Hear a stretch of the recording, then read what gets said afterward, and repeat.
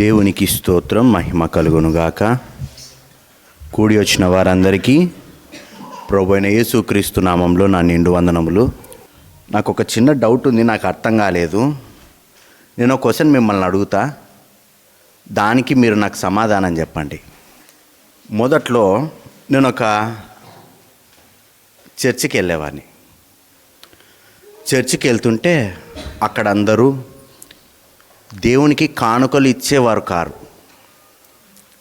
కాకపోతే అప్పుడు నేను అనుకున్నాను, ప్రభువా నాకే గనక నీ ఉద్యోగం ఇస్తే నా జీతం మొత్తం నీ కానుకిస్తాను ప్రభువా అని నేను అనుకున్నాను. దేవుని దయ వలన కొన్ని సంవత్సరాలకు నాకు ఉద్యోగం వచ్చింది. నాకెంతో కొంత పైసలు వచ్చినాయి.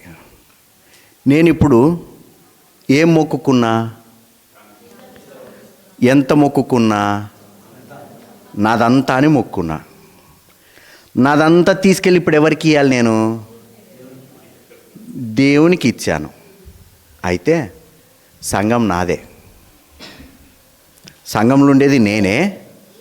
నాకు కానుక వచ్చింది, ఇప్పుడు నాకు ఉద్యోగం వచ్చింది, సంఘాన్ని నేనే నడిపించుకుంటున్నా. నా కానుక ఇప్పుడు నేను ఎవరికి ఇవ్వాలి? దేవునికి ఇవ్వాలి. దేవునికి ఇవ్వాలంటే నేను ఎవరికి ఇవ్వాలి?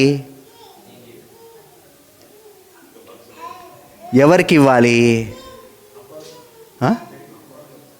అకౌంట్లో వేయాలి. సర్లే, తీసుకొచ్చి కానుకలు పెట్టెలో వేసా, మంచిగా ఉంది. ఇప్పుడు రోజు నేను బ్రతకాలి కదా. ఇప్పుడు సేవకునిగా నేను తీసుకొని బ్రతకడానికి దశమ భాగము 4 రకాల ఉన్నాయి. ఒకటి మందిర సేవ నిమిత్తము, రెండోది తర్వాత యాజకుడు బ్రతకడానికి, మూడోది సంఘంలో దేవుని పనులు, ఫర్ ఎగ్జాంపుల్ పండగలు వాటిని జరగడానికి, నాలుగోది బీదలకు సహాయం చేయడానికి. మొత్తము సంవత్సరానికి 28% ఇవ్వాలి. అది దశమ భాగం. ఇప్పుడు ఇందులో ఒక 10% నేను తీసుకొని ఉపయోగించుకోవచ్చా? ఉపయోగించుకోవచ్చు.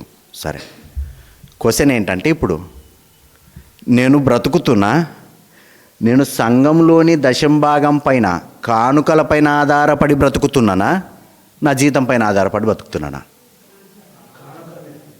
నా జీతం వస్తుంది కదా నాకు, దేవునికి ఇచ్చిన. దేవునికి ఇస్తే అప్పుడు నేను బ్రతికే బ్రతుకు నా కష్టార్జితం మీద బ్రతుకుతున్నానా, లేకపోతే కానుకల మీద బ్రతుకుతున్నానా?